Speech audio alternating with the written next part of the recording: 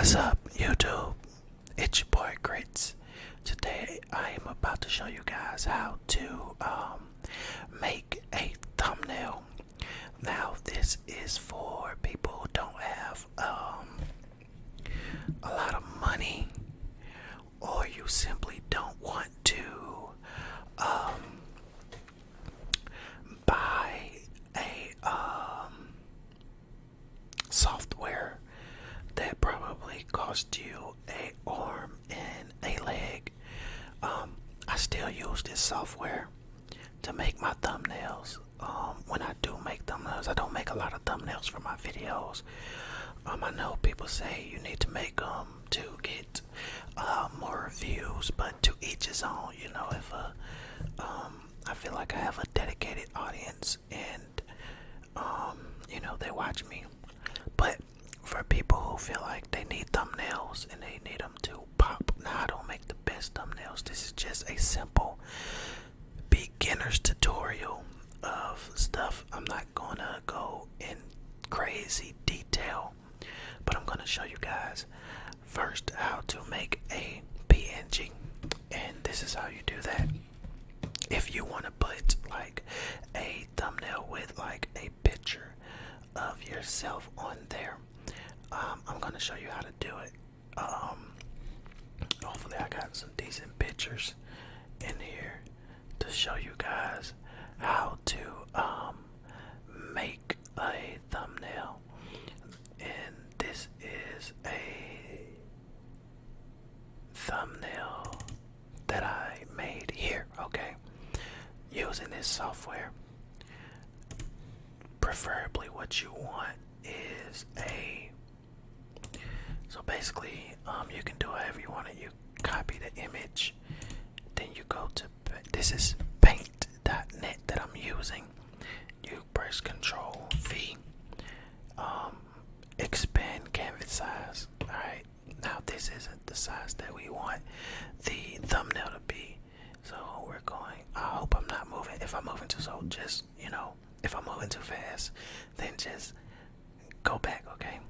So basically you hit image resize and you want it to be like 1920 by 1080 so that it can be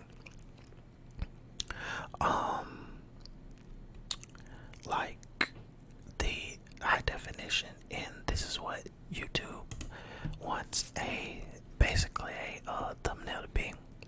So now you can see my image is larger. I'm gonna shrink it down here.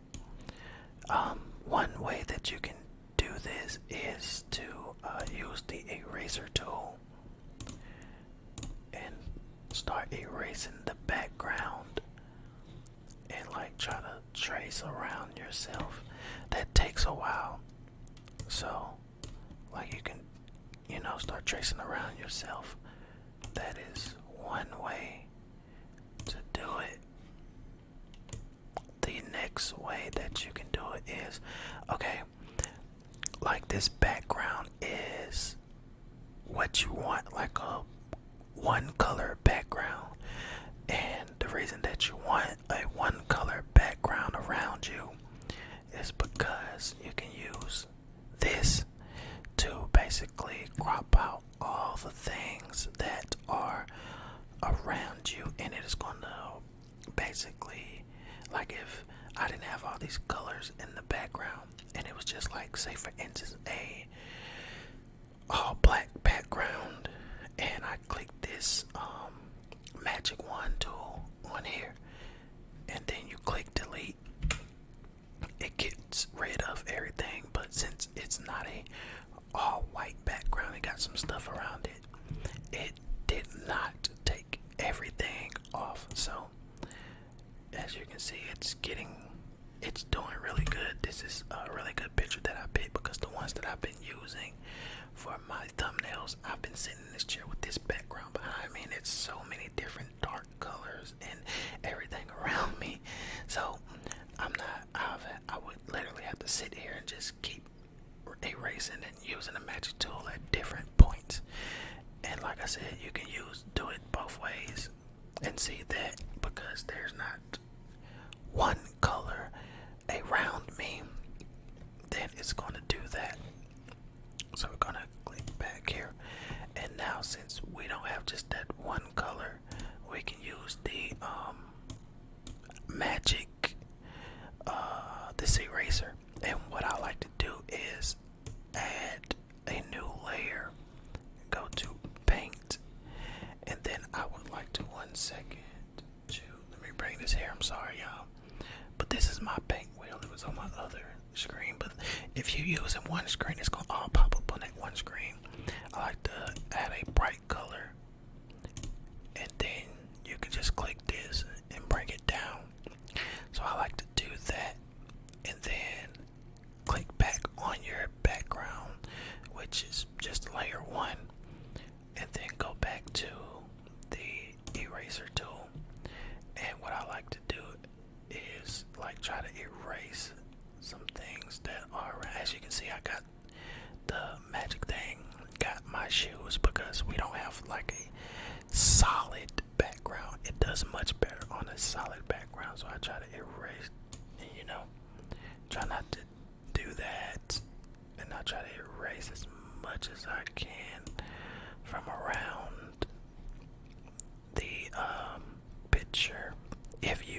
And like I said, if you have a solid background behind you, you won't need to do the erasing part, but it's good to show you both ways just in case you can't get a solid background behind you for whatever reason that you have, and you just want to erase everything behind you.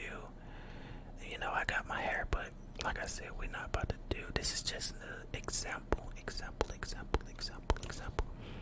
You bring it, get more and more of the stuff behind you, and try to get as much as you can erase, and being careful and trying not to get your shirt, but we're gonna get it anyway because it's just an example in a beginner's tutorial, because I'm pretty sure once someone learns this, they'll do it better than me. And when you do it better than me, just show me, alright? Because I suck at making thumbnails personally, because I try to make them, but I don't know. I don't know if one thing I think is some people just pay other people and they get really creative, and I try to get creative as much as I can, but with just the tools. But I think some people have a little bit more advanced tools than I have to actually get, more creative. So if you ain't got no money, this is definitely a good way to make a thumbnail. And as you can see, we are cutting my face off. I'm lower the size of the eraser and try to get up in here, and we're gonna make it closer so we can try not to get so much of my face. Use a 9 and try to get just these little parts of that picture that was in the background gone. And y'all can see my big ass nose and stuff. I mean, it's not gonna be perfect, but this is just a way to start off when you don't want to spend tons of money on something. Okay, we missed this part, so let's get that. Start by the hair, and then we got it. I think that looks good. It's gonna get you guys. So that's it. Then I'll take the background off, and this is the fun part, or this is what you can use, right? You go to Google, and say for instance you want to make a Fortnite background. Type in Fortnite.